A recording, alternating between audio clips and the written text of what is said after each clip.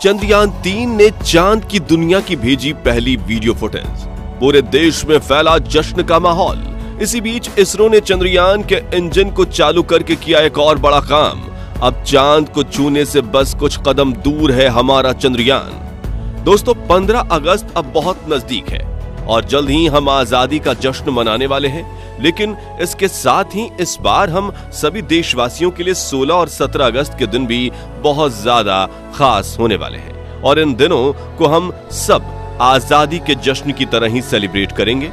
असल में 14 जुलाई 2023 को जब से हमारा चंद्रयान-3 लॉन्च हुआ है, तब से ही इसरो की तरफ से हर रोज ही हमें कोई ना कोई खुशखबरी सुनने को मिल रही है। बिजली की रफ्तार से दौड़ रहा चंद्रयान रोजाना नए नए कीर्तिमान रच रहा है और इसरो भी अब इतिहास रचने से बस कुछ ही कदम दूर है। लेकिन उससे पहले ही हमारे चंद्रयान ने चांद से एक वीडियो के रूप में हमें एक बहुत बड़ा तोहफा भेजा है। अब क्या है चंद्रयान द्वारा भेजी गई ये वीडियो? 16 और 17 अगस्त इस मिशन के लिए इतने खास क्यों हैं? इस समय हमारा चंद्रयान कहां पर है और अब आगे चंद्रयान का प्लान क्या है? जानने के लिए वीडियो को बिना स्किप किए अंत तक जरूर देखिएगा। दोस्तों, आज से 52 साल पहले इसरो के वैज्ञानिकों ने जब अपने पहले रॉकेट को साइकिल से ट्रांसपोर्ट किया था तो पूरी दुनिया ने हमारी स्पेस एजेंसी का मजाक बनाया था।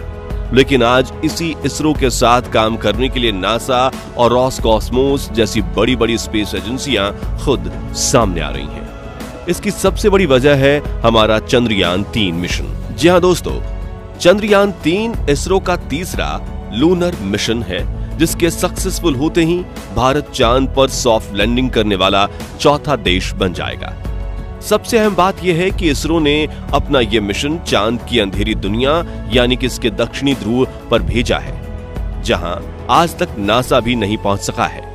ऐसे में हमारा भारत चांद के इस हिस्से को एक्सप्लोर करने वाला दुनिया का पहला देश बनने जा रहा है।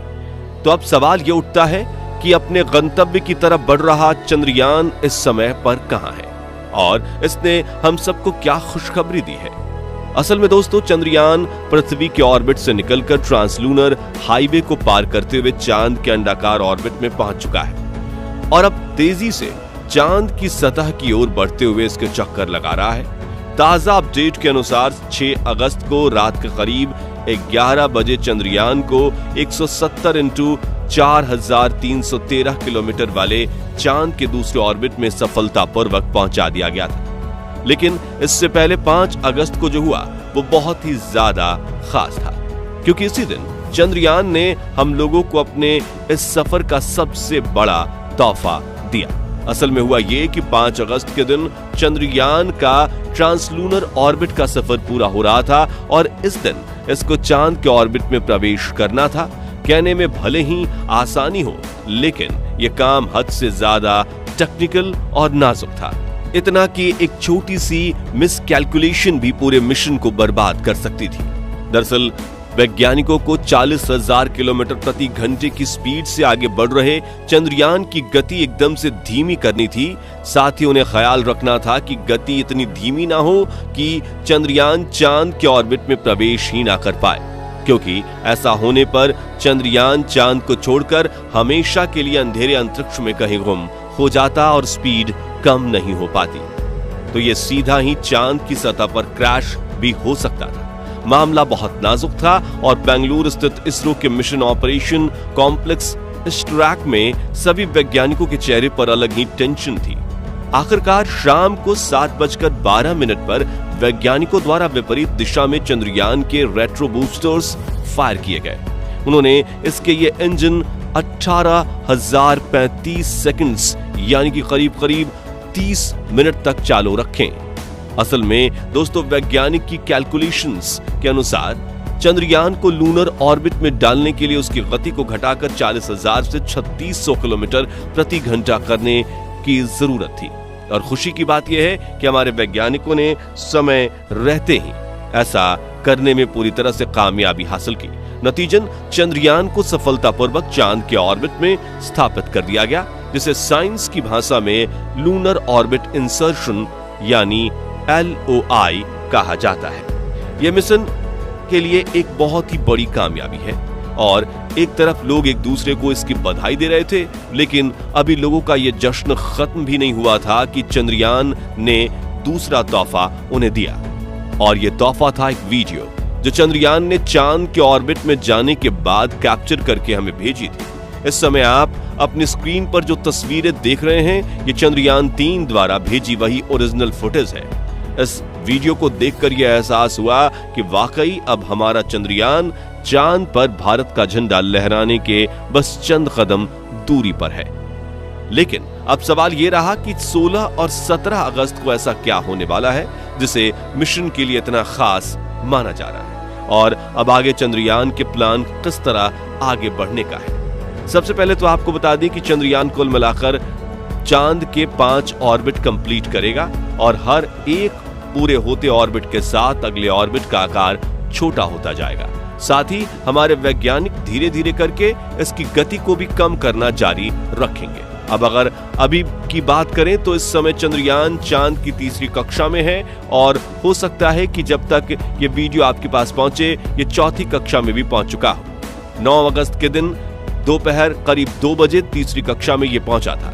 साथियों, 3री कक्षा में ये चांद की सतह से मात्र 5000 किलोमीटर की ऊंचाई पर होगा और इसके बाद 14 अगस्त को दोपहर 2 बजे ये 4थी कक्षा में पहुंचेगा और चांद की सतह से इसकी दूरी सिर्फ 1000 किलोमीटर रह जाएगी। इस तरह आगे बढ़ते हुए 16 अगस्त को रात के 8:30 बजे ये चांद की 5वीं और आखिरी कक्षा में एंटर करेगा और ये 100 × 100 किलोमीटर की गोलाकार कक्षा होगी और इस पॉइंट पर चांद की सतह से इसकी दूरी केवल 100 किलोमीटर रह जाएगी। यही वो पल होगा जो इस मिशन के सबसे अहम पड़ाव में से एक है। दरअसल 5वां ऑर्बिट पूरा करने के बाद चंद्रयान का प्रोपल्शन मॉड्यूल इसके लैंडर से अलग हो जाएगा और इसे अंजाम देने के लिए इसरो के वैज्ञानिक उन हुक्स को खोल देंगे जिन्होंने प्रोपल्शन मॉड्यूल और लैंडर को आपस में जोड़ा हुआ है। इसके बाद पिछले हिस्से की रफ्तार धीरे धीरे कम की जाएगी ताकि अगला हिस्सा अपनी कक्षा में आगे बढ़ जाए और बिना किसी नुकसान के दोनों हिस्से अलग हो जाएं। जिसके बाद चंद्रयान 3 कैलेंडर और प्रोपल्शन मॉड्यूल दोनों ही यहां चांद की 100 × 100 किलोमीटर की कक्षा में अलग अलग घूमेंगे। यह स्टेप इसलिए भी इतना खास है क्योंकि इसके बाद चंद्रयान पर इसरो के वैज्ञानिकों का कोई कंट्रोल नहीं रहेगा। ऐसा इसलिए क्योंकि पृथ्वी से बैठकर रियल टाइम में चांद पर मौजूद लैंडर को गाइड किया नहीं जा सकता। आपको बता दें कि चंद्रयान 2 भी सेम इसी तरह चांद की तरफ आगे बढ़ा था, यानी उसकी लैंडिंग को भी इसरो वैज्ञानिक गाइड नहीं कर रहे थे, मगर अपने सिस्टम की कुछ खामियों की वजह से वो लैंड करने में असफल रहा।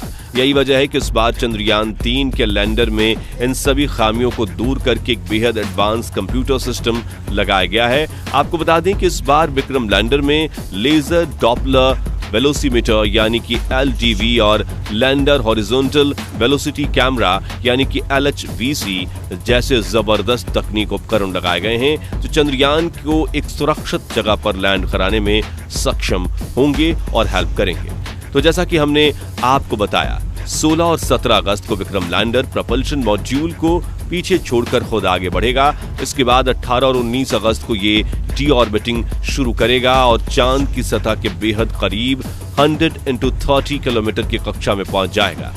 इसके बाद इसका काम लैंडिंग के लिए सही जगह ढूंढकर उसकी तरफ बढ़ना होगा। दोस्तों, इस दौरान चंद्रयान की गति घटकर 7 किलोमीटर प्रति घंटा हो जाएगी और इस तरह अपने रेट्रो बूस्टर्स को फायर करते हुए 23 अगस्त के दिन शाम 5:47 पर हमारा चंद्रयान चांद की सतह पर उतर जाएगा। यानी 15 अगस्त को आजादी का जश्न मनाने के सिर्फ एक हफ्ते बाद पूरा देश एक बार फिर जश्न में डूबा होगा। दोस्तों, भारत को इस मुकाम पर लाने और चंद्रयान को धरती से चांद पर पहुंचाने में हमारे इसरो के वैज्ञानिकों ने बहुत ज्यादा मेहनत की है। इसलिए हम सभी को ये कामना करनी चाहिए कि इसरो अपने इस मिशन में जरूर कामयाब हो। अगर आप भी 23 अगस्त के दिन इसरो को कामयाब होता देखना चाहते हैं तो कमेंट बॉक्स में जय हिंद जरूर लिखें। बाकी आज के इस वीडियो में बस इतना ही, और वीडियो पसंद आई ही होगी तो जल्दी से वीडियो को लाइक और शेयर कर दीजिए। साथ ही ऐसी ही कमाल के वीडियोस देखते रहने के लिए हमारे चैनल को सब्सक्राइब करके पास वाली घंटी को जरूर बजा दीजिए। धन्यवाद।